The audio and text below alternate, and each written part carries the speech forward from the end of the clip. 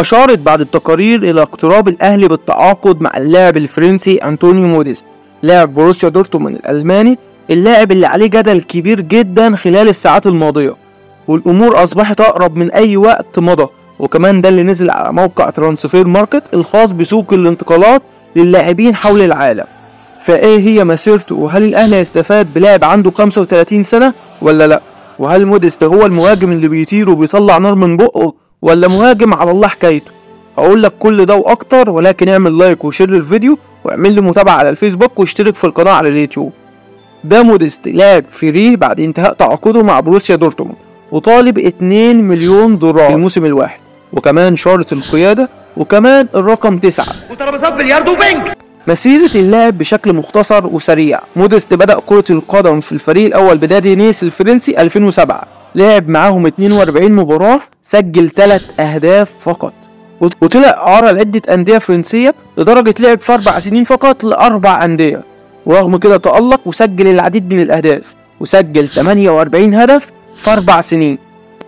وده يديك انطباع سلبي على اللاعب وعدم استقراره، وده أثر عليه بشكل سلبي وخلاه غير مستقر على مستوى واحد. فأوقات تلاقيه متوهج وبيسجل في الموسم 26 هدف، وأوقات بيسجل في موسم كامل 6 أهداف فقط. وفضل موديست على الحال ده وبينتقل للعديد من الأندية الفرنسية لحد ما انتقل للدوري المحبب ليه، الدوري الألماني، لفريق كولن. وهنا بقى أعظم فترة في مسيرته الكروية مع كرة القدم، حيث إنه في خلال سنتين فقط، موسم 2015 ل 2017، سجل 40 هدف في 68 مباراة فقط. وانتقل موسم على سبيل الإعارة للدوري الياباني، وسجل 11 هدف في 20 مباراة. ورجع من جديد لكولن وكسر الدنيا معاهم، ونافس ليفاندوسكي وهالاند على هداف الدوري الألماني، وسجل في موسم 2021 20 هدف، لدرجة إن قيمته التسويقية وصلت ل 20 مليون يورو.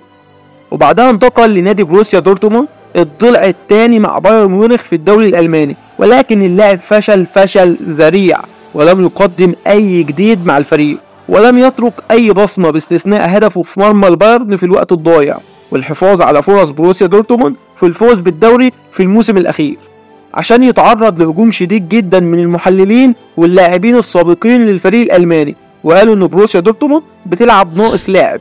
فهل الأهلي تعاقد مع اللاعب السفاح، ولا هنلعب ناقصين لاعب احنا كمان؟ اقول لك من خلال نظرتي لمسيرته، فانت وحظك بقى.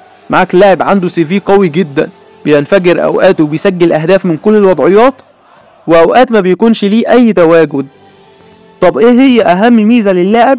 هي انه لاعب على مستوى اللعب بالرأس مميز بشكل كبير جدا، وبيلعب بقدمه اليمنى بشكل مميز، لدرجة انه في موسم واحد سجل نصف اهدافه بالرأس.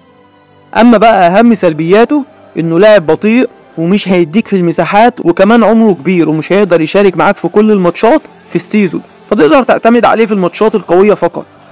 طب هتقولي انك تهت مني ومش عارف تقرر هل هو لاعب كويس ولا لا؟